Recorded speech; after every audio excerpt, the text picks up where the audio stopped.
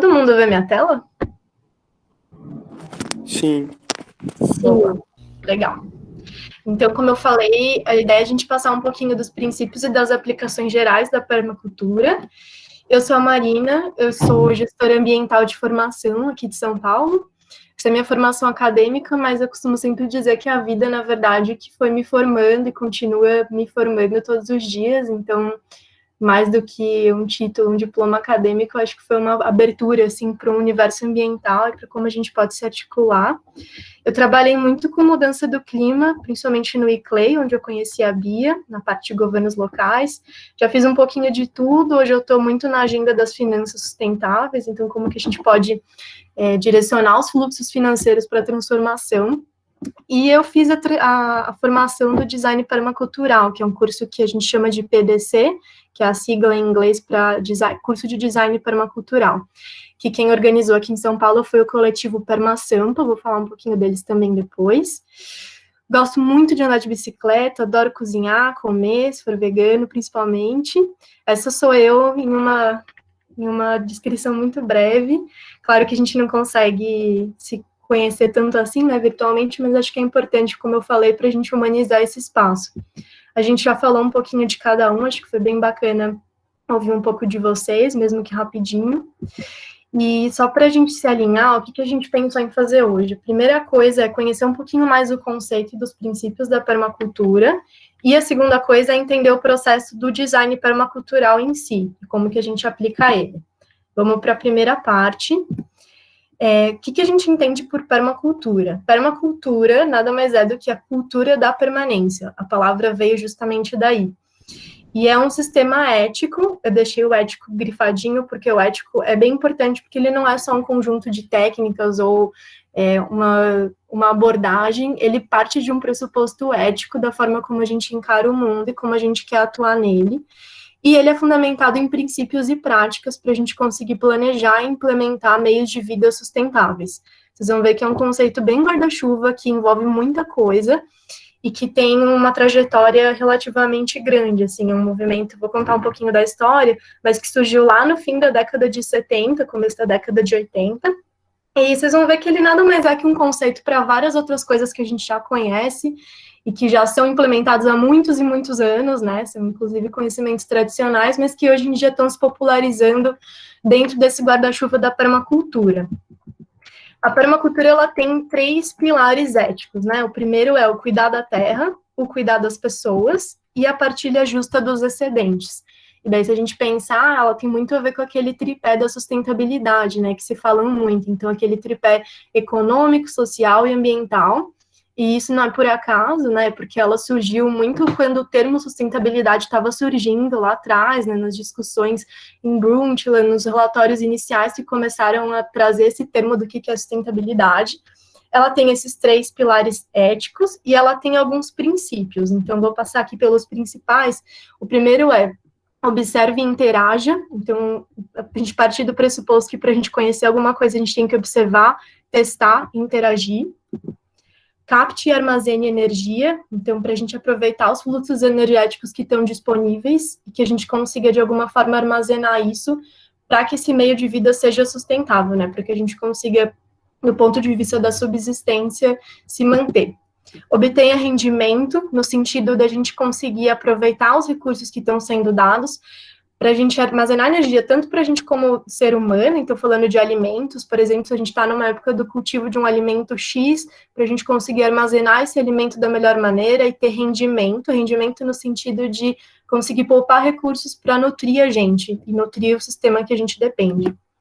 Praticar autorregulação e aceitar o feedback, partindo da ideia de que uma geração sente o impacto do que veio em todas as gerações anteriores, a gente tem que pensar sempre em como ajustar as nossas práticas, as nossas posturas ao longo do tempo, e de ir percebendo, né, conforme esse primeiro princípio lá atrás, o observa e interage, a gente vai vendo, puxa, isso funciona, isso não funciona, a autorregulação vem para a gente conseguir sempre ajustar as nossas práticas em função do que a gente observa, continuar evoluindo sempre.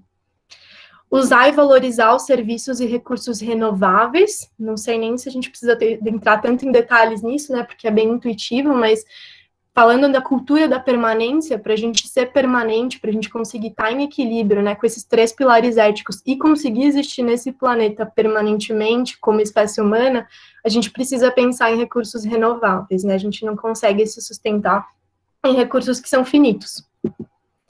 Não produza, não necessariamente excedentes, mas a gente fala de não produzir nenhum tipo de desperdício, né? Então, quando a gente, por exemplo, tem um alimento e desperdiça a casca, ou quando a gente gera resíduo de uma maneira geral, a gente está desperdiçando um recurso.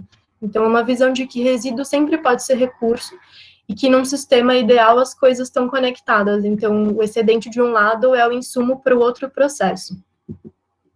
Explorar os padrões, no sentido de padrões que a gente chama de biomiméticos, que são os padrões que a natureza já fornece. Padrões de desenho. Então, a gente tem, por exemplo, plantas que têm determinado padrão no caule que faz com que essa planta tenha um comportamento que faz com que ela se adeque melhor a uma mudança do clima, por exemplo. Ou o casco de um animal que está adaptado a um formato específico que faz ele se sair melhor em determinadas situações. Então, observar os padrões da natureza ajuda a gente a desenhar as nossas próprias estruturas humanas para que elas estejam mais em harmonia, para que elas funcionem melhor. Então, quando a gente fala em pensar em infraestrutura, é sempre interessante a gente pensar em olhar os padrões que a natureza já tem, né? Você não tem na natureza uma parede branca, quadrada, retangular, lisa. E tem uma razão para isso. Então, a gente conseguir explorar os padrões da natureza que já existem e que estão provados aí há milênios, né? Integrar ao invés de segregar, também é um princípio muito intuitivo, né? Mas para a gente pensar as coisas de forma integrada e com um caráter de interdependência, né? As coisas dependem umas das outras para elas acontecerem, a gente não pode dividir elas em caixinhas, apesar da ciência moderna ter se fundamentado nisso, né, da gente se especializar cada vez mais, a gente foi perdendo esse olhar para o todo e para o que é importante da gente ter uma visão holística. Então, sempre é importante ter em mente o todo em vez das partes. Embora as partes componham o todo, a gente precisa conseguir tirar um pouco esse zoom, né, e abrir o olhar para como as coisas estão relacionadas. Soluções pequenas e lentas. Eu queria reforçar esse, principalmente agora no momento que a gente está vivendo, né, que é um momento de bastante transformação. A gente costuma dizer que quanto mais a gente sobe, maior pode ser a queda. E isso não quer dizer que a gente não tenha que subir, só quer dizer que a gente tem que ter muito cuidado e ir dando esses passos, escalando essa montanha aos pouquinhos, sempre observando os nossos limites. E daí, nesse tempo que a gente está vivendo, de testar muitas coisas novas, né, o próprio contexto que a Bia trouxe, da gente pensar em coisas que a gente pode fazer sem sair de casa, para continuar mantendo a campanha viva, é mais importante a gente fazer algo pequeno, mas que a gente consiga, de certa forma, controlar e observar com cautela, do que a gente sair querendo transformar as coisas de uma vez. E, na verdade, é assim que a natureza funciona, né? A gente, se você for ver todos esses princípios, eles partem um pouco de observar como a natureza funciona e tentar replicar isso na forma como a gente atua no mundo, né? A natureza não criou tudo de um dia para o outro, a gente passou por um processo de evolução que durou muitos e muitos anos, e assim também tem que ser a nossa vida, mesmo em tempos onde tudo é muito imediato, instantâneo, a ideia é que a gente consiga trazer o olhar para soluções pequenas e lentas. Usar e valorizar a diversidade, tanto de recursos disponíveis, como valorizar a diversidade das pessoas que compõem esse sistema, né? O cuidado com as pessoas é um dos pilares éticos, então também acho que não preciso me delongar muito nesse princípio, porque eu acredito que seja bastante intuitivo para todo mundo. Usar as bordas e valorizar os elementos marginais. Esse princípio, ele surge num contexto onde a gente pensa, por exemplo, um terreno, e daí, normalmente, todas as intervenções que a gente pensa, né, elas são focadas muito no centro, a gente tende a observar pouco as bordas e as margens dos terrenos. Isso pensando num terreno por si, mas se a gente pensar nos nossos sistemas humanos mesmos, né, na forma como a gente se relaciona com o outro, a gente tende a centralizar muitas coisas e olhar pouco para a borda. E a borda é um elemento muito valorizado na permacultura, porque é na borda que os encontros acontecem, né? Que uma coisa encontra a outra. Então, explorar o que está na margem é sempre muito importante. Usar criativamente as coisas que a gente tem e responder às mudanças, também muito relacionada com o feedback e com a autorregulação. São princípios, se vocês forem ver, bastante gerais, mas são eles que norteiam um pouco a atuação de quem está trabalhando na permacultura, né? Então, tem esses 3 pilares éticos e uma série de princípios que a gente usa para guiar a atuação que a gente tem. E daí, por que isso é importante? Rapidinho. Claro. Só um segundinho. Você consegue clicar em ocultar aqui? Que tá consigo. Gente, vocês estavam vendo isso o tempo todo. Desculpa. Sim. Eu achei que isso aparecia para mim. Pronto. Boa. E daí, por que isso é importante? Porque a gente vive num sistema, então aqui a gente tem a representação de alguns sistemas que, na verdade, quem veio com esse conceito de rede foi um dos caras que foi responsável por criar as redes de comunicação lá quando a internet estava surgindo. O nome dele é Paul Barman. Depois eu posso compartilhar nessa apresentação, tem as referências nas anotações. E daí ele começou a pensar como que seria o ideal que uma rede funcionasse, né? O que a gente tem nesse primeiro cenário é uma rede centralizada, onde cada um desses pontinhos está conectado a um único ponto, ou seja, é um sistema muito instável. Se alguma coisa acontece com esse pontinho no centro, todos os outros pontos se destabilizam. E a gente tem no meio uma rede descentralizada, onde a gente já tem mais conexões entre os pontos, mas ainda assim a gente tem alguns nós que são muito chaves, então tem alguns pontinhos que, se acontecer algo com eles, quatro pelo menos pontinhos vão se desestabilizar. E a gente tem, por fim, uma rede distribuída, né, que é uma rede muito mais estável, onde as pessoas estão conectadas de uma forma mais integrada, e que se algo acontece com um desses pontinhos, existe toda uma rede, literalmente, de suporte para segurar o que está do lado e o que está nessas interdependências.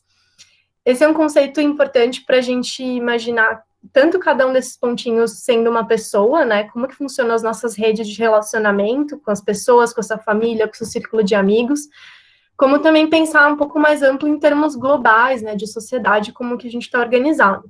Hoje a gente ainda está migrando de uma rede muito centralizada para uma rede um pouco mais descentralizada. Então, hoje a gente já tem várias iniciativas, por exemplo, de comércio local, de tentar localizar cada vez mais os ciclos produtivos, mas a gente ainda está muito distante de ter uma rede totalmente distribuída e praticamente autônoma, né?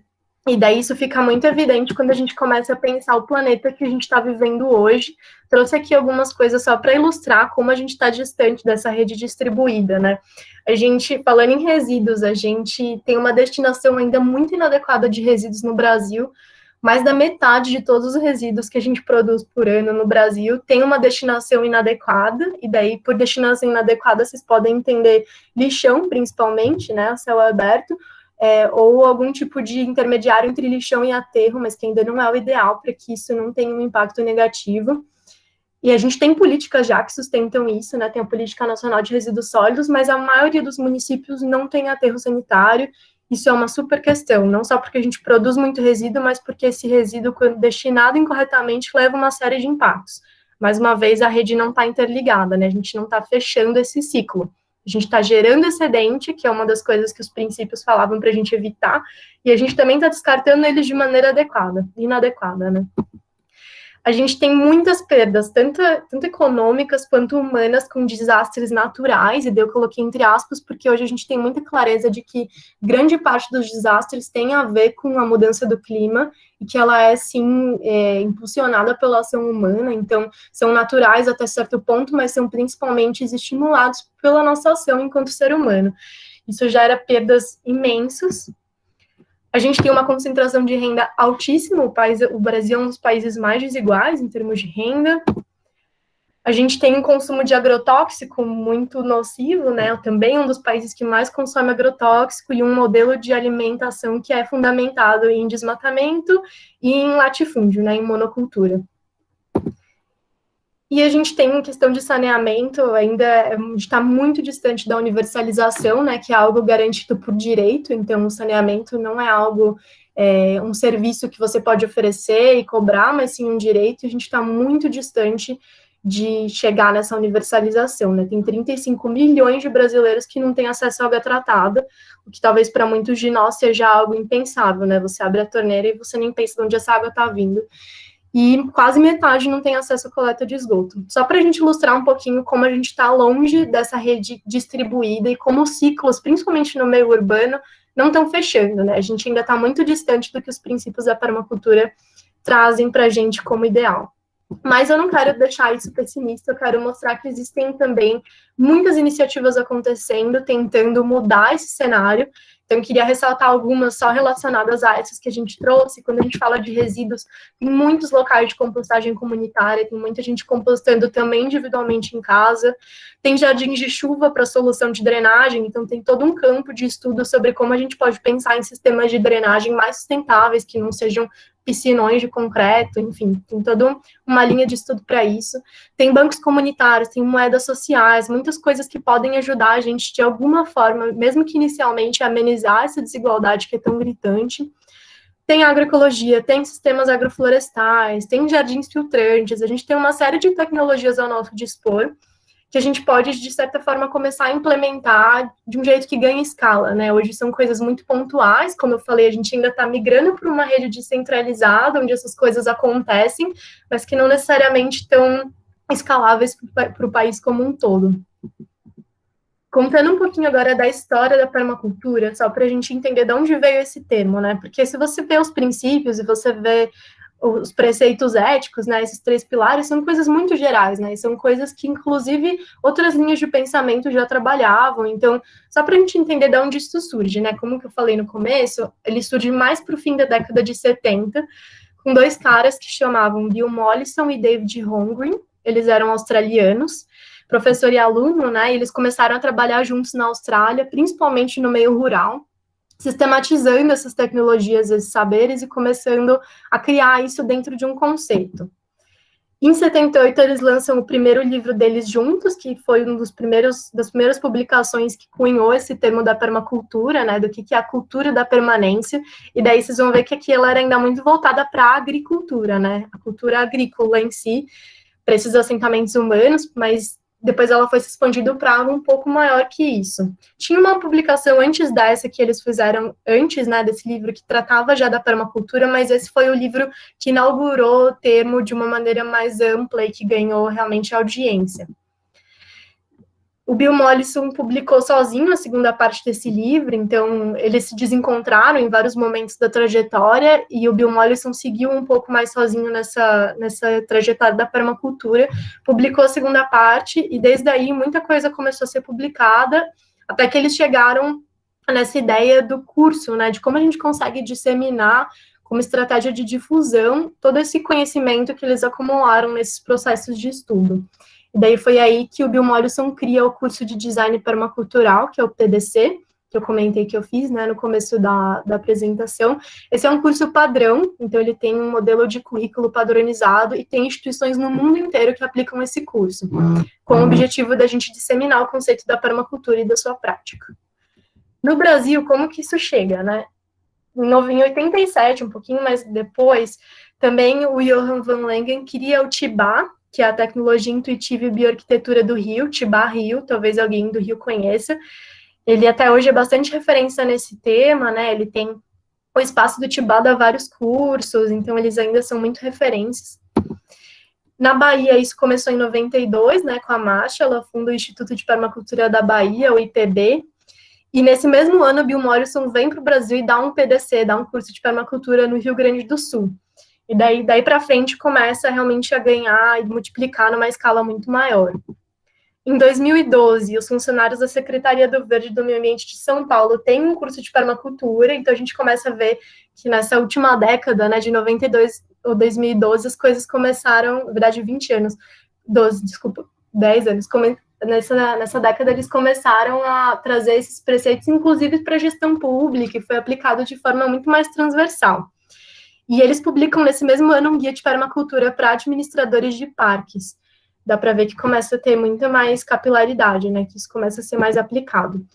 Só que até aqui a gente ainda está falando de iniciativas relativamente pontuais e muito pensadas no meio rural ou no meio conservacionista mais estrito sensu, né? Num conservacionista mais ambiental.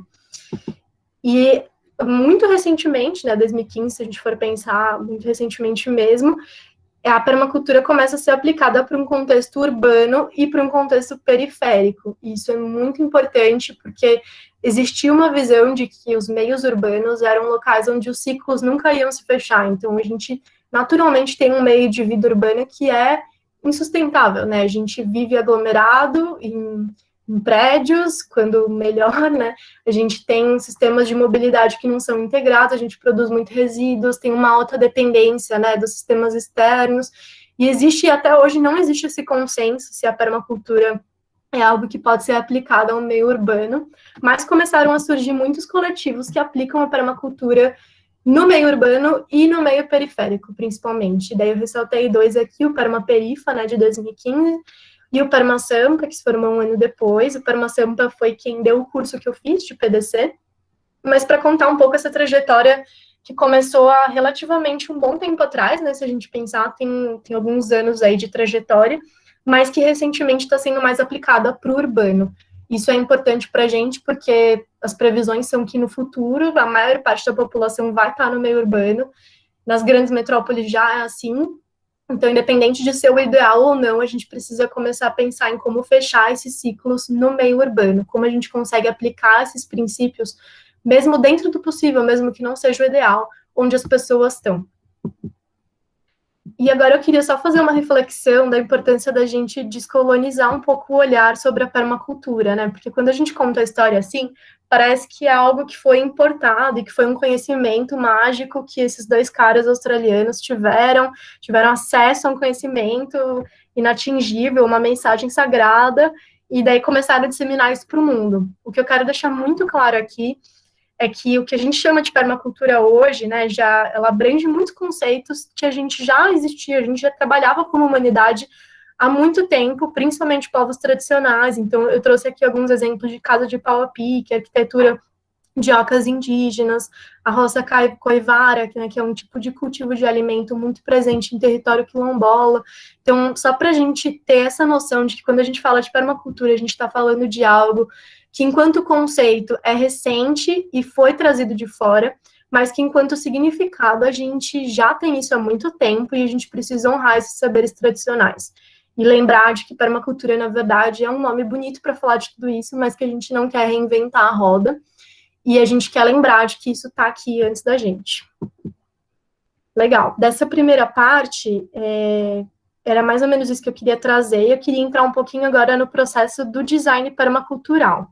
Tem alguma pergunta muito específica relacionada a essa parte que alguém quer trazer? Alguma angústia, reflexão?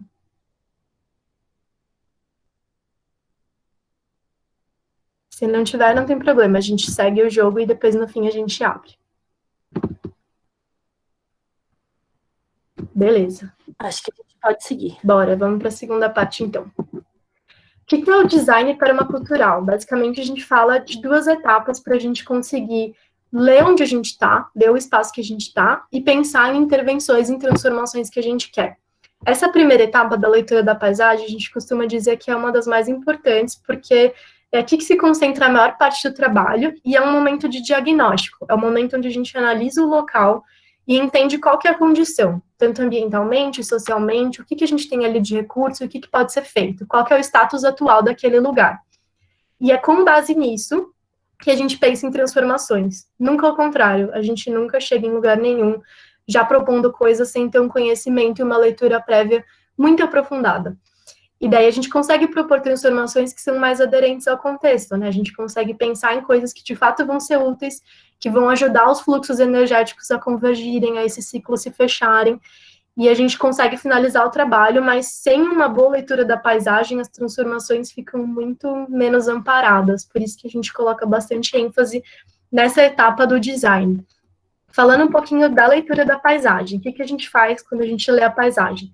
Primeiro a gente pensa em setores, então, quais são os setores daquele lugar, no sentido de quais são os fatores que estão fora do nosso alcance, mas que a gente não tem como mudar, eles estão ali, a gente precisa mapear que eles existem, mas a gente não tem autonomia para mudar eles.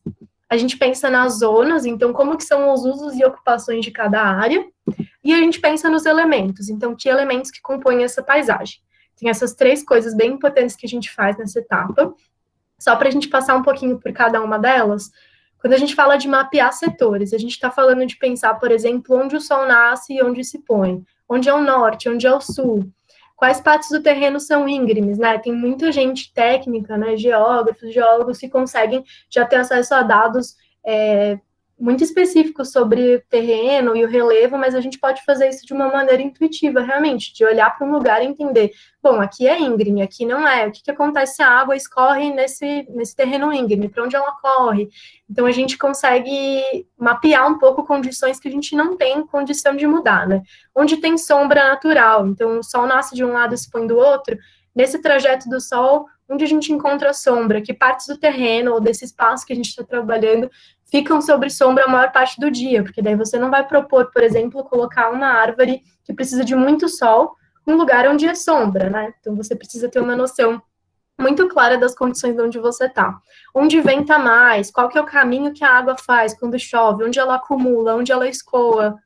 E daí eu queria trazer um exemplo de uma praça que tem aqui perto de casa, para a gente exercitar um pouco o olhar para essa leitura da paisagem. Então, quando a gente fala de pensar setores, a gente está falando, como eu disse, de pensar onde o sol nasce, onde ele se põe. Esse arquinho é o caminho que o sol faz, né? O caminho que o sol faz no verão, o caminho que faz sol no inverno. Então, no inverno, a gente tem menos incidência solar, né? A gente consegue mapear isso e ter uma noção de que partes do lugar vão estar mais expostas ou menos expostas. Onde faz sombra, onde acumula água, que zonas tem mais vento, geralmente tem muito vento sul, né, a gente que está no hemisfério sul, principalmente em São Paulo, tem muito uma questão dos ventos que vêm do sul, e a gente consegue aqui ter uma visão menos crua do terreno do que a gente tinha aqui. Ainda tem pouca informação para a gente conseguir propor coisas, mas a gente já sabe alguma coisa só observando, que é o primeiro princípio da permacultura, observa e interage. Falando das zonas, a gente está falando de pensar uso e ocupação. Então, a gente tem que se perguntar, onde que as pessoas se reúnem nesse lugar? Que lugar que essas pessoas se concentram? Que atividades que as pessoas estão fazendo em cada lugar? Com que frequência as pessoas frequentam esse lugar, né? Com que frequência elas permanecem em um lugar e não em outro? E a gente começa a adicionar mais uma camada em cima desse design. Então, em cima dos setores, que são as coisas que a gente não controla muito bem, a gente começa a pensar nas zonas, que são as coisas que a gente tem um pouco mais de controle. Então, por exemplo, nessa praça tem um campinho onde todo domingo o pessoal joga bola. Tem uma zona aqui, uma zona apta para esportes, onde as pessoas vão para lá para frequentar esportes, mas que não é uma frequência tão alta, elas vão lá de vez em quando, elas não vão todo dia. Tem uma zona que está sempre ocupada, que é a zona que o pessoal leva cachorro para passear. Essa é uma zona de frequência mais intensa do que a de esportes, mas mesmo assim não é um lugar onde as pessoas permanecem muito, né? Elas passam por lá, ficam 10 minutos e voltam. Tem um lugar onde as crianças brincam, que é onde tem parquinho, onde tem sombra, e daí elas passam um pouco mais de tempo lá. Tem um espaço de descanso, onde tem família, onde tem pessoal de idade jogando dama, esse tipo de coisa, de pracinha mesmo. Então, onde as pessoas realmente passam mais tempo, batem papo, ficam lá. Isso para a gente começar a entender qual que é a dinâmica dos fluxos sociais dentro desse espaço, né? De uma forma muito simplificada, claro que a gente pode aprofundar muito essa análise ainda, mas a ideia é a gente conseguir ter uma visão geral de como que esse espaço funciona na prática. E daí a gente costuma chamar as zonas, a gente costuma numerar elas, né? De 0, normalmente até 5 ou 4. A zona 0 é a zona onde a gente concentra mais pessoas. Então, se você fala de um terreno residencial, de uma fazenda, por exemplo, a zona 0 é a casa, é onde as pessoas moram, é onde elas passam a maior parte do tempo. Se você fala, por exemplo, de um apartamento, a zona 0 pode ser o quarto, que é onde você passa pelo menos 8 horas do seu dia dormindo. E a gente consegue trazer esse conceito para mapear onde as pessoas passam mais tempo, onde a centralidade, né, onde as pessoas se encontram mais, e entender um pouco desses fluxos. A gente tem zona 1, 2, 3, dependendo do tamanho do lugar e das condições, a gente costuma atribuir um número diferente, mas não é algo, não é uma ciência exata, né? A gente tem a ver muito mais como as pessoas circulam, quanto tempo elas passam em cada lugar, do que uma delimitação física. Aqui termina a zona 0 e aqui começa a zona 1. Não é isso. Mas a gente poderia criar zonas e a gente pode mudar essas zonas, né? Mais para frente a gente vai falar disso. Se a gente quiser guiar o uso de um lugar para outra coisa, a gente consegue transitar e pensar, fazer intervenções para que esse lugar passe a ter mais pessoas ocupando, que seja mais amigável de ficar. Por exemplo, lugar que não tem banco. É um lugar inóspito, você não senta. O metrô, por exemplo. O metrô é um lugar que você não é feito para você passar muito tempo. Ele é pensado, né, arquitetonicamente para que você não permaneça ali. E você pode, da mesma forma, construir o fluxo contrário, fazer com que as pessoas permaneçam mais em um lugar do que no outro. Se eu estiver falando muito rápido, me avisem, porque às vezes eu me empolgo com essas coisas, tá? Indo para o terceiro conceito que é importante dentro da leitura. Oi. Teve uma pessoa que pediu para você falar um pouquinho mais devagar. E eu queria também perguntar, não sei se você quer continuar e perguntar só no final. Não, vamos perguntar, pode falar. Tá. A zona zero é o que a pessoa passa mais tempo, né? Mas as outras zonas, elas seguem essa mesma lógica de tempo que você ocupa o espaço ou não? O tempo é um fator, mas não só o tempo que a pessoa passa nesse lugar, mas também, por exemplo, quantas vezes ela precisa ir lá. Vamos supor, num apartamento. Você vai na cozinha pelo menos 2 ou 3 vezes no dia, né, para comer. Então, é um lugar que você frequenta muito mais do que a lavanderia, por exemplo, a não ser que você lave roupa todo dia. Geralmente, a gente leva em conta quanto tempo a pessoa passa no lugar e quantas vezes ela frequenta. Por que que isso é importante? Porque se a gente vai pensar numa intervenção, por exemplo, onde pôr um negócio, sei lá, onde eu vou pôr uma composteira dentro de casa, tem que ser um lugar que esteja alinhado com a quantidade de vezes que eu vou precisar ir até lá e com o tempo que eu vou passar naquele lugar. Isso trazendo de um jeito muito simplificado, pensando num elemento que é a composteira, que é algo que a gente não usa tanto. Mas é para a gente conseguir entender onde é o lugar mais adequado para cada coisa. Se você tem um terreno muito amplo, onde você quer construir uma horta. A horta é uma coisa que você vai ter que cuidar todo dia. Todo dia você vai ter que ir lá e olhar, cuidar.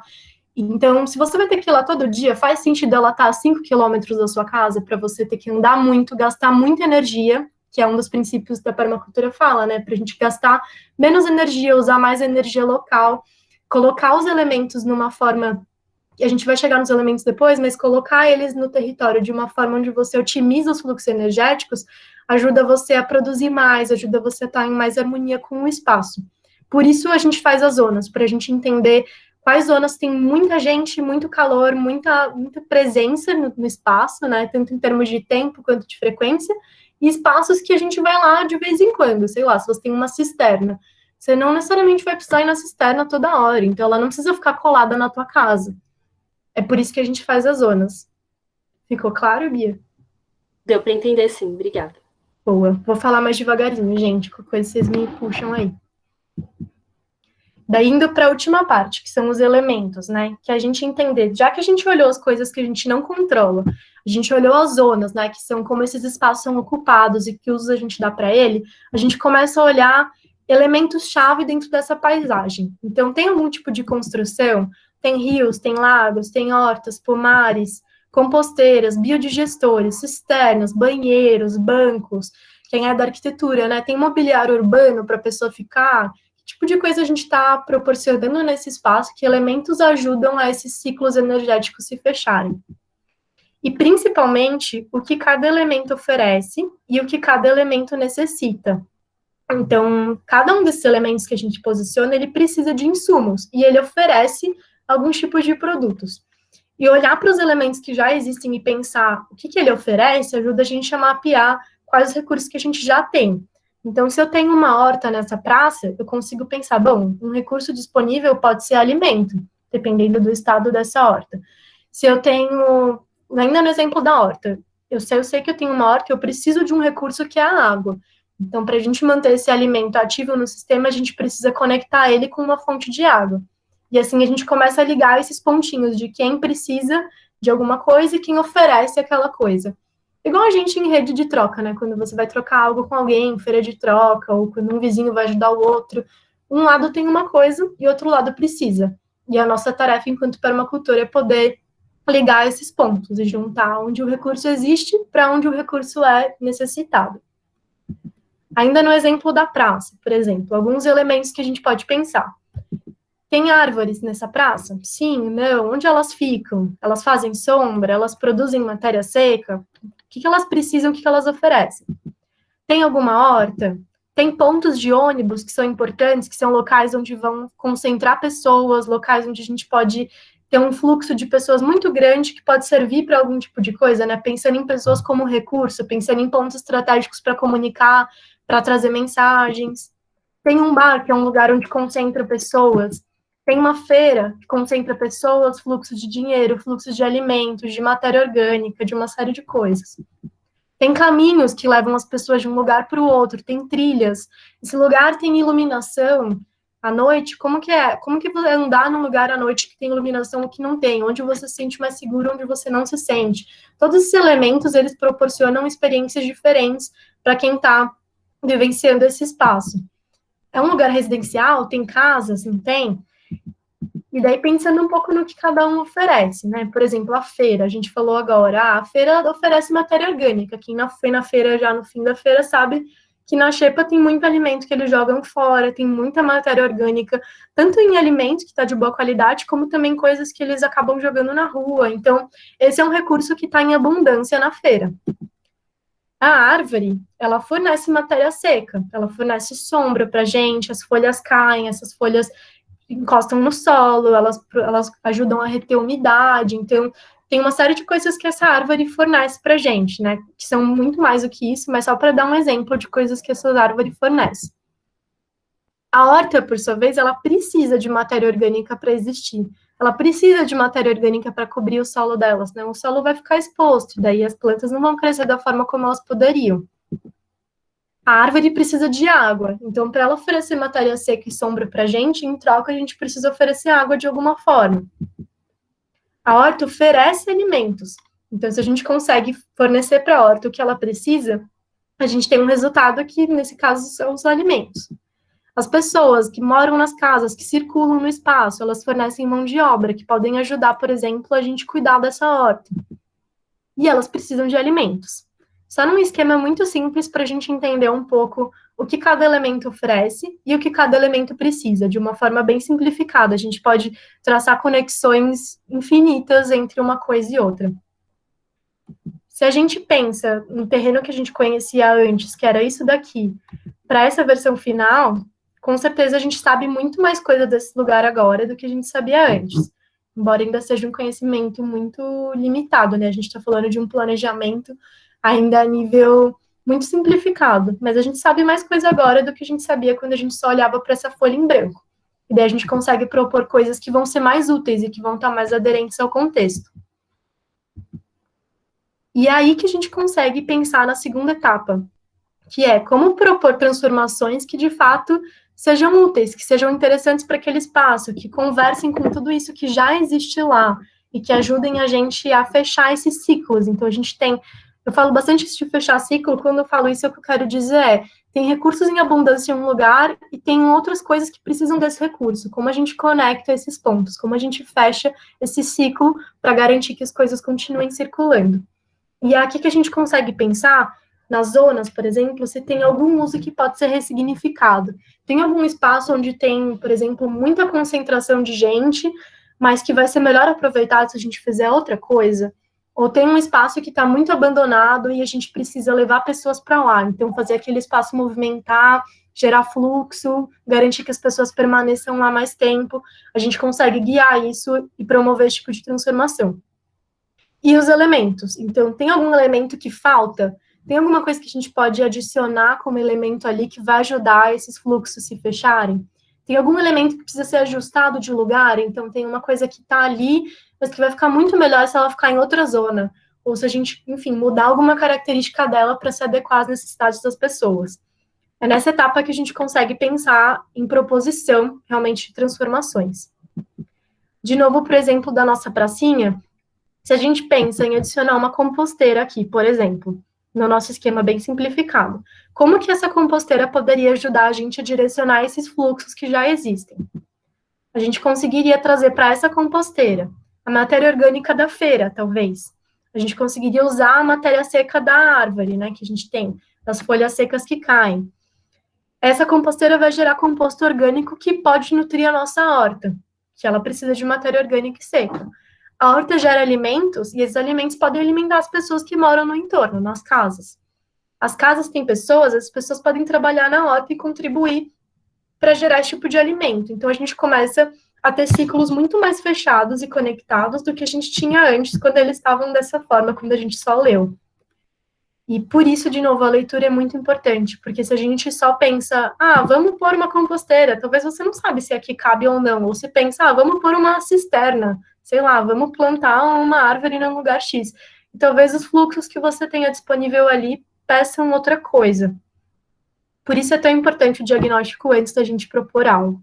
Mas esse é o papel da parte de transformações, realmente. Uma vez que você leu e você leu bem, você consegue propor coisas, e não quer dizer que elas vão ficar adequadas de primeira, mas sim que a gente vai conseguir ajustando isso ao tempo, né?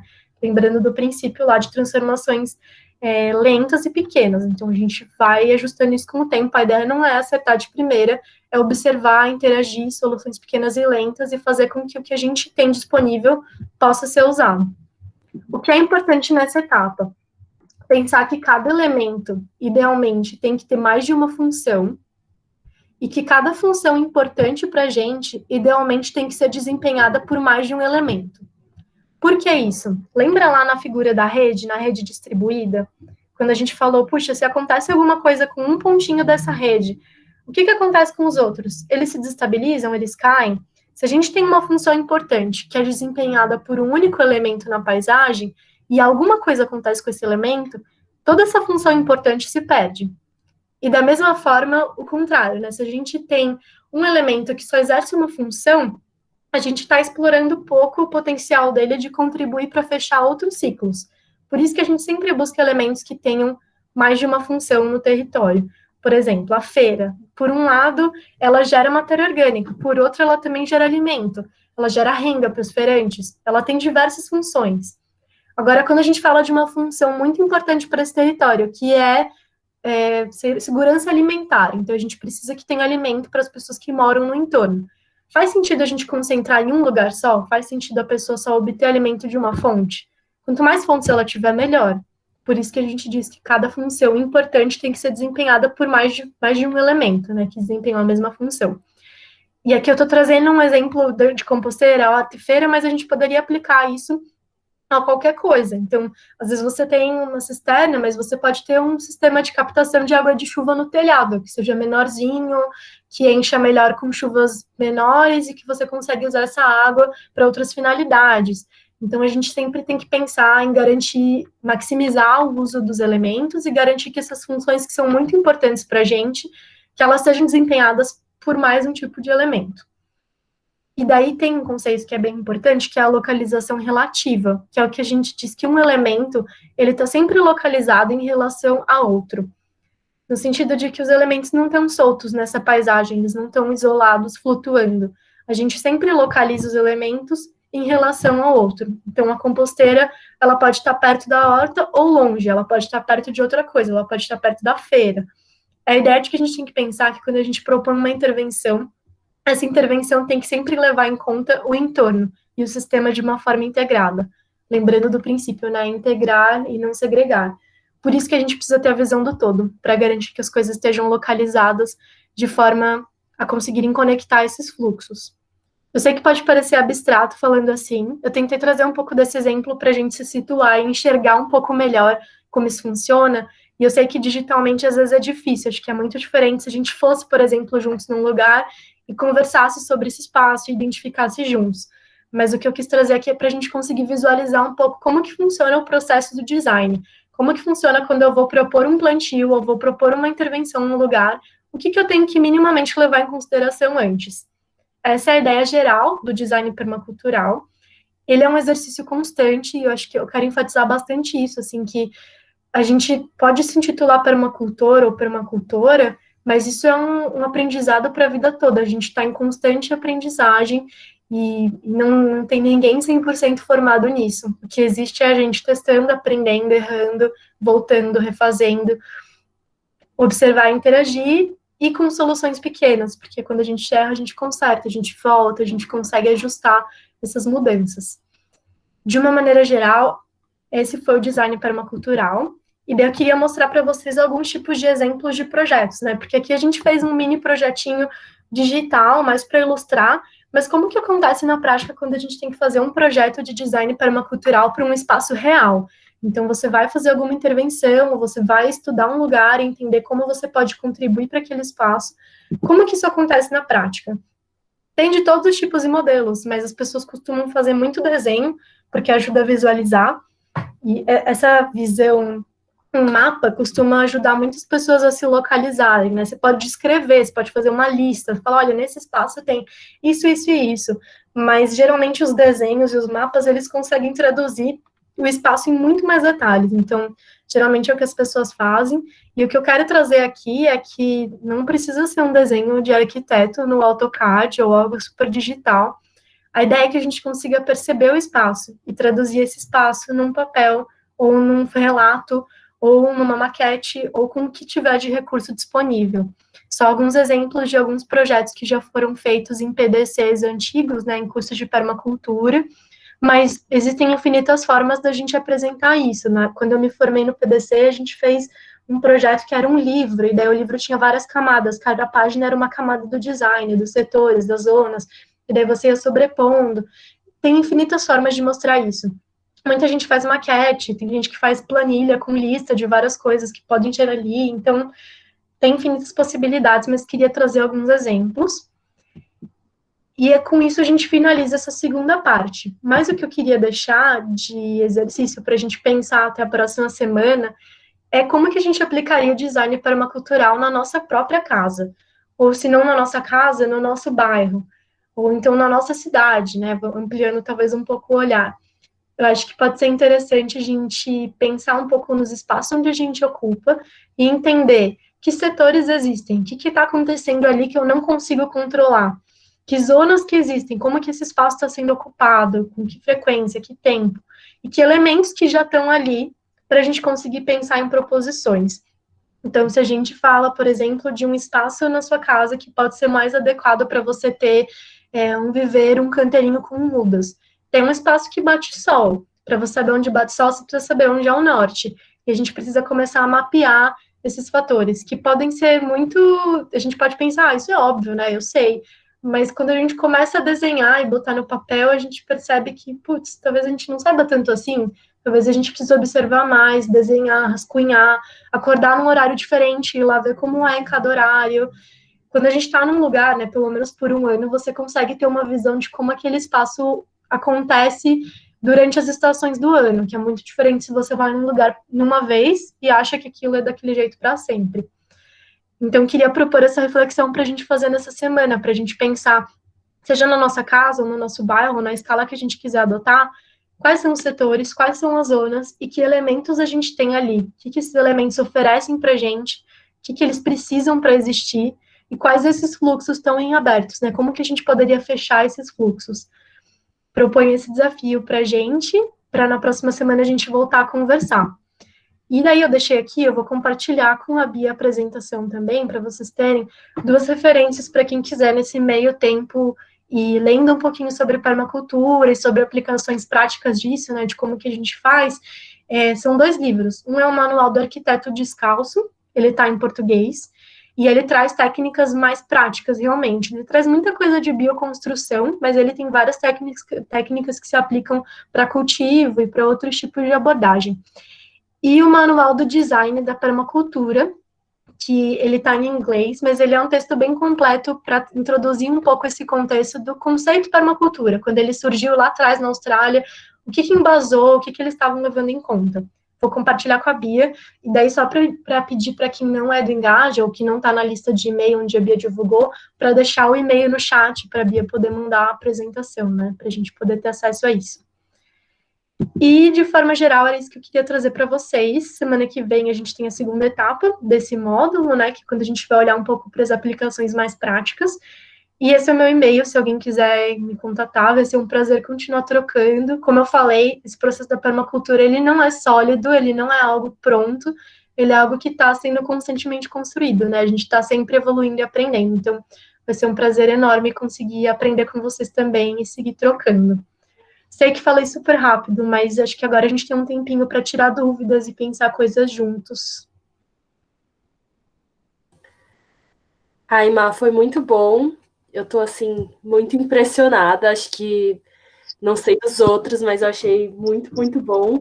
Inclusive, acho que esse exemplo que você trouxe deixou, assim, eu acho que compensou, assim, mesmo que seja digital. Foi uma ótima adaptação.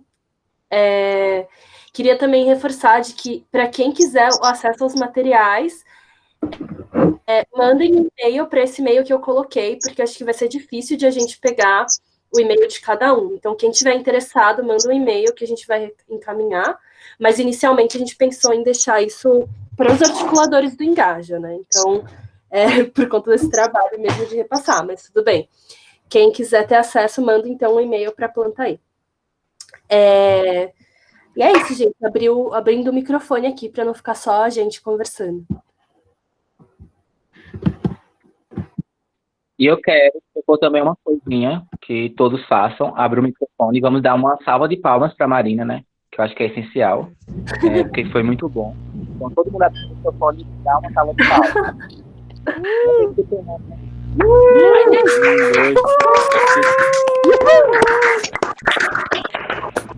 Arrasou! Valeu, gente. Poxa, muito obrigada, valeu. Um prazer imenso.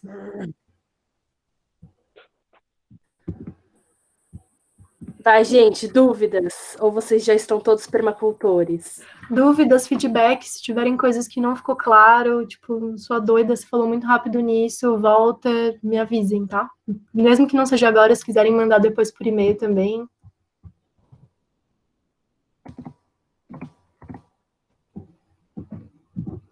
E eu sei que é muito conceito junto de uma vez, né? Então, às vezes dá aquela explodidinha de leve na cabeça, falando, meu Deus, é muito conceito.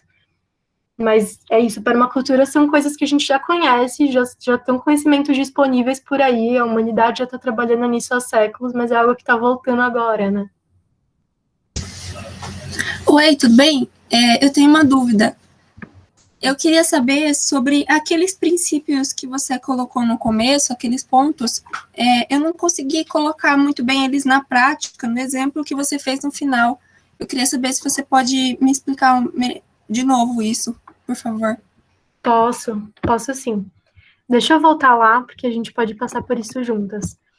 Eles são princípios bem generalistas mesmo, né? Você vai ver que eles são coisas do tipo, peraí, deixa eu compartilhar aqui.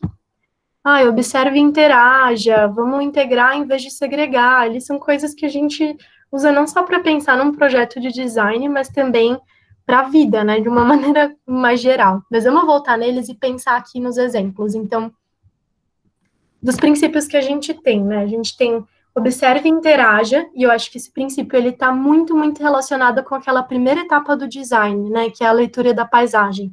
Claro que essa observação permanece durante todo o processo, ela é algo para a gente trazer para a vida, mas ela é, em essência, aquela primeira etapa. Captar e armazenar energia. Para a gente manter um sistema rodando, a gente precisa garantir que, energeticamente, ele funcione. Por exemplo, naquela praça que a gente falou, se a gente vai querer que as pessoas frequentem aquele espaço à noite, ou que aquele espaço seja seguro à noite, que as pessoas não tenham medo de passar ali à noite sozinhas, a gente precisa de iluminação. E para a gente ter iluminação, a gente precisa gerar energia. E daí a gente pode pensar em gerar energia queimando carvão, que é o que muitos lugares fazem. Mas a gente pode pensar em gerar energia com painéis fotovoltaicos, que é uma energia renovável, que está disponível no ambiente. E daí a gente entra no outro princípio, que é use e valorize os serviços e recursos renováveis, para a gente conseguir suprir essa demanda de energia, no caso de iluminação, né, de um elemento de iluminação. Praticar a autorregulação e aceitar o feedback, por exemplo. Vamos supor que você está trabalhando na praça e daí a população não está curtindo, as pessoas estão achando que são esses doidos aí fazendo mutirão de plantio, o que é isso que está rolando. Esse tipo de feedback é muito importante. Primeiro porque se isso está acontecendo, é provável que no diagnóstico algo tenha ficado para trás, então se você não mapeou um elemento social importante, talvez no fim você tenha que fazer uma autorregulação mais incisiva, porque você está intervindo num lugar onde tem um elemento que está falando, escuta, não é isso que a gente quer. E aceitar esse feedback, entender que a gente precisa ajustar conforme as necessidades do lugar e que a gente tem que mudar a estratégia. Talvez a gente tenha que pegar esse feedback de, putz, a população não está curtindo, para pensar, será que a gente não tem que fazer uma estratégia de mobilizar essas pessoas e fazer, sei lá, um piquenique na praça? Estou dando exemplo da praça, mas para qualquer outro lugar, a gente pensar em estratégias que tragam as pessoas e que a gente consiga, a partir dos feedbacks, principalmente os negativos, né, que são coisas que a gente cresce mais, a partir desse feedback, reorientar a nossa estratégia e conseguir chegar onde a gente quer chegar. Não produzir desperdícios tem a ver, por exemplo, com resíduo, com gerar um excesso de um recurso que você poderia estar usando para outra coisa, mas que enquanto resíduo ele fica inexplorado, né? Ele fica num lugar onde ele não vai ter utilidade, talvez inclusive ele traga impactos negativos. Por isso que a gente fala de não produzir desperdícios. Numa praça, por exemplo, seria pensar na feira. A feira gera resíduo orgânico, gera alimento. Isso está sendo desperdiçado ou está sendo usado para suprir outra necessidade? Explorar os padrões. Então, a gente tem, eu falei do relevo, né? Que lugar que é íngreme. Talvez a gente consiga pegar os lugares que são íngremes e pensar em intervenções alinhadas a esse lugar íngreme. Então, se a gente tem um lugar que é um morro muito íngreme, será que não vale a gente pensar num mirante lá no alto e explorar os padrões que a natureza já está dando, em vez de a gente tentar lutar contra eles? Soluções pequenas e lentas, eu reforcei muito isso, mas eu vou reforçar de novo. A gente não tem que sair transformando as coisas de uma vez só, a gente tem que dar os passinhos que as nossas pernas conseguem dar, e elas são importantes em todos os espaços. Valorizar a diversidade, falei de diversidade de pessoas, mas, por exemplo, nessa praça, a gente poderia mapear a diversidade de árvores que tem, ou diversidade de organismos vivos. Eu falei que tem cachorro, mas pode ter qualquer outro tipo de bicho. O que acontece ali? Tem algum tipo de manifestação cultural? A gente consegue mapear isso e pensar isso no espaço. As bordas. No caso das bordas da praça, a gente está falando do contorno dela, né? Onde ela encontra a rua. O que acontece nesse contorno? No caso dessa praça, eu conheço porque eu frequento lá e ela é cercada. Ela tem muros, né? Não é bem um muro, é uma grade. Que tipo de mensagem essa borda grade transmite para quem passa fora? É convidativo para entrar ou não é? A gente pode usar essa borda, essa margem para transmitir alguma mensagem? A cerca pode ser um lugar para a gente amarrar recados ou criar um mural, enfim, pensar estratégias a partir da borda, que é onde geralmente quem está fora do sistema que a gente está trabalhando circula. A pessoa que desce no ponto de ônibus lá da praça, talvez nunca tenha entrado lá, mas ela passa na cerca, ela passa na borda. Por isso que é importante a gente explorar esses elementos. Não sei se fez mais sentido para você agora. Sim, fez. Muito obrigada. Imagina. São coisas bem abstratas mesmo, né? Quando a gente começa a pensar em exemplos, acho que ajuda, né? O Ivan tem uma dúvida também. Pode compartilhar. Se você estiver falando, você está mutado. Ivan, não te ouvimos.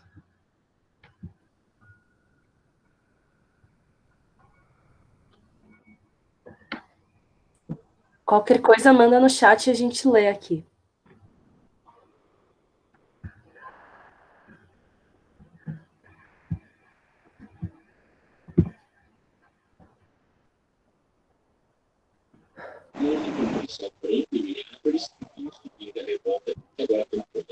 Sobre composteira. Começou mais cedo, às 10h30 da manhã. A composteira, ela não faz muito cheiro se feita de maneira adequada. A gente vai falar dela no próximo encontro, semana que vem. A gente vai falar bastante de composteira, porque a compostagem é uma forma que a gente tem de, resumidamente, produzir solo, né? E ela é muito importante para a gente pensar em cultivo e também pensar em como a gente ressignifica resíduo orgânico da nossa própria casa, né? Casca de alimento, coisa que a gente joga fora, como que a gente usa. Ela não fica com cheiro se ela for feita de maneira certa. E tem formas de você controlar, inclusive o cheiro é um indicador. Se tá um cheiro mais azedo ou um cheiro mais ácido, isso significa que tem excesso de um elemento que não deveria estar ali. E daí você consegue ajustar isso.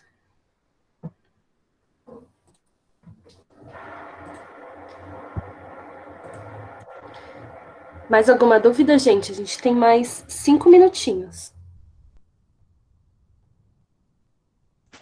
Sim, Carol falou que dá para colocar serragem, total. Aqui em casa a gente deixa ela meio aberta com uma, eu tenho, sabe meia calça velha? Eu deixo tipo uma redinha em cima, deixo ela aberta que daí ela seca mais fácil também.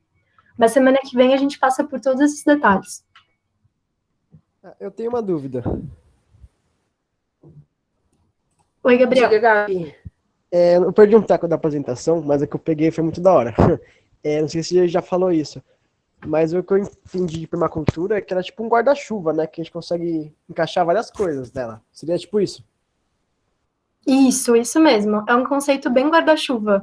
Se você for ver, a gente fala de permacultura para falar de coisas que são muito gerais, né? Cuidar da terra, cuidar das pessoas, partilha justa dos excedentes. Os princípios são coisas que várias outras abordagens trazem, né? E como eu falei até, são coisas que tem populações tradicionais trabalhando isso muito antes da gente, né? Então, para reforçar que permacultura não só é um conceito guarda-chuva, como também ela é nome para muitos conceitos que já existem, que não são novos, pelo contrário, que são muito antigos, mas que ela é importante enquanto conceito porque ajuda a disseminar. Então, permacultura atravessou o mundo, tem muita gente dando curso sobre isso, é uma ferramenta que a gente pode usar para divulgar conceitos e abordagens.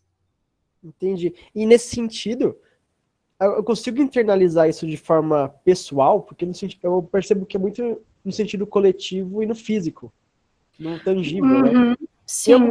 Tem alguma vertente da permacultura ou alguma forma que eu consigo,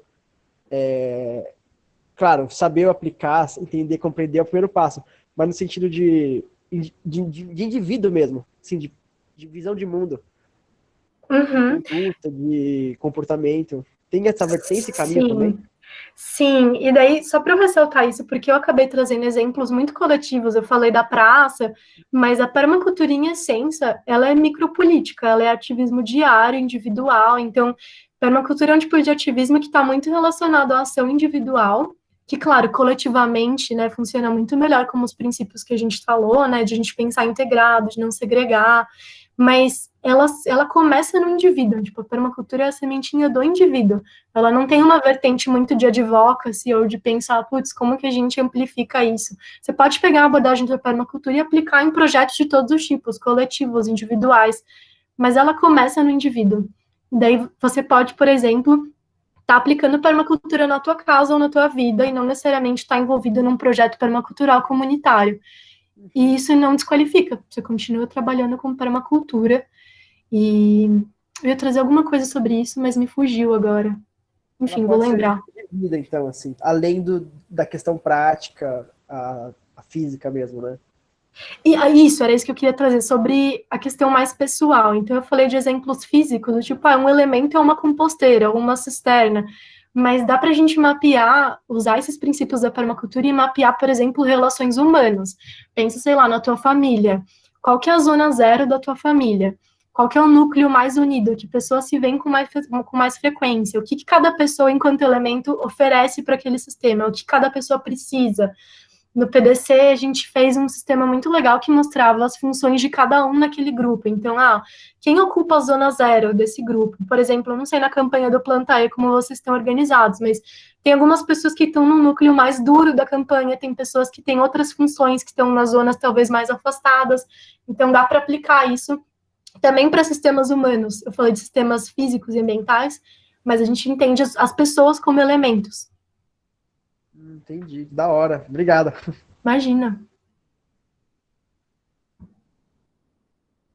Achei muito legal pensar isso para redes não físicas, né? De como que a gente estrutura um grupo mesmo, que não precisa ser desenhável, mas dá para você desenhar uma estrutura de uma organização com a permacultura. Total, e pensar em setores, por exemplo, o que influencia aquele time, que aquele time não tem controle, sabe? E daí isso ajuda muito, assim, pensar o que cada pessoa dentro de um time tem a oferecer, o que ela precisa, como que a gente pareia ela com pessoas que estão oferecendo aquilo. Dá para ter infinitas aplicações, é muito bacana.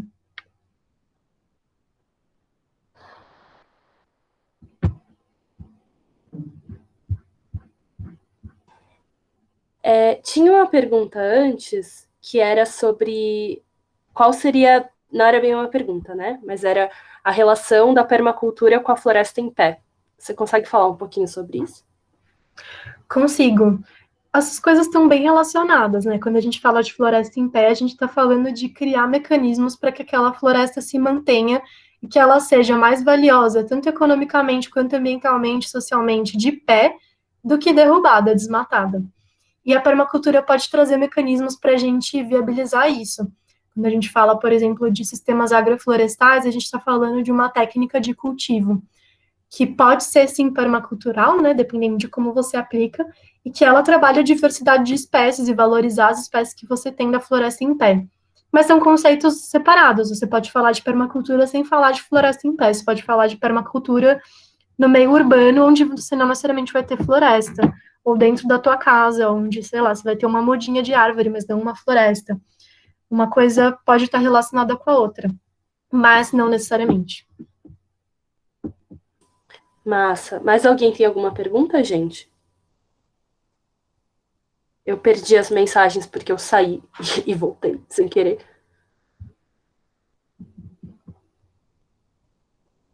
Se tiver mais alguma coisa também que tenha ficado nebulosa, assim, que vocês não tenham entendido, pode me escrever. Não sei se anotaram. Vou deixar meu e-mail aqui no chat também, para quem quiser.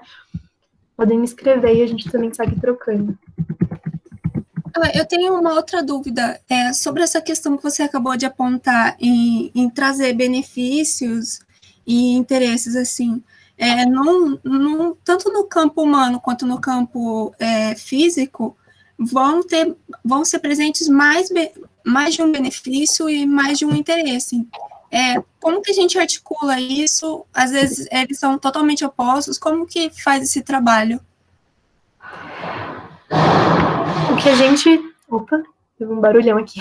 O que a gente costuma fazer é mapear esses interesses contrários nas zonas e nos setores. Então, vou dar um exemplo de um lugar onde a gente fez um projeto na época que eu fiz o PDC com o Permasampa, num coletivo que tem aqui em São Paulo, lá na Zona Norte, um lugar onde tinha um setor que era o setor do tráfico de drogas. E daí era um lugar onde tinha um interesse muito claro, né, do comércio de drogas, tinham usuários muito constantes, e que não fazia sentido a gente bater de frente com isso. Então, como a gente internaliza isso no processo de design? Você mapeia que aquilo existe, e daí você pensa em como você ajusta o seu sistema para ele conseguir dialogar com aquilo que não está no teu controle.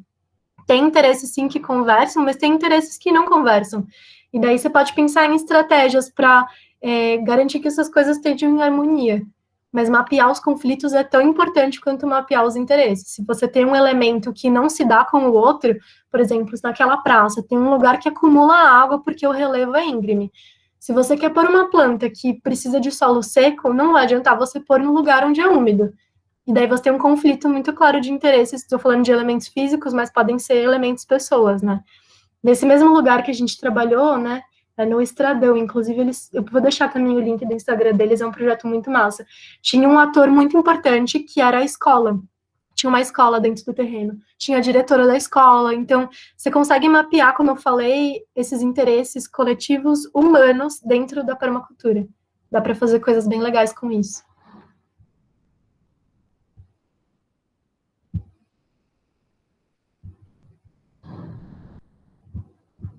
Mais alguém, gente?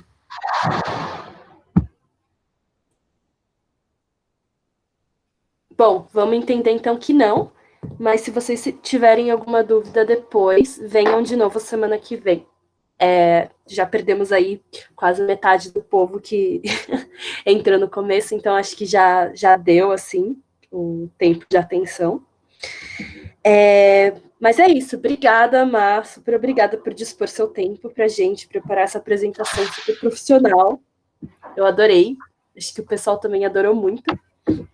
Eu que agradeço. Obrigada, gente. Obrigada pela presença de vocês. Prazer enorme. Semana que vem estamos aí junto. Pensem na casa de vocês ou no seu bairro. Tragam essa reflexão para a semana aí, para a gente ir aplicando. E mandem feedbacks se tiver alguma coisa que ficou faltando. Mandem feedbacks, comentários. A gente segue trocando. Eu achei incrível que você trouxe referências de vários estados diferentes, e isso é muito foda, considerando que a gente está em tantos estados no Engaja, e foi muito bom ver onde que tem cada uma dessas organizações novas aí, dessas permaculturas diversas, e como que isso é adaptável para qualquer um. Sim, gente, tem muitas redes de permacultura, eu não acabei não falando disso, mas tem infinitos grupos no Facebook, grupos no WhatsApp, grupos regionais, Permacultura São Paulo, Permacultura Rio, tem 1 milhão de grupos, e é nesse espaço onde as trocas acontecem, então também é legal explorar. Então é isso, gente, obrigada, um abraço. Beijo, gente, se cuidem, fiquem bem.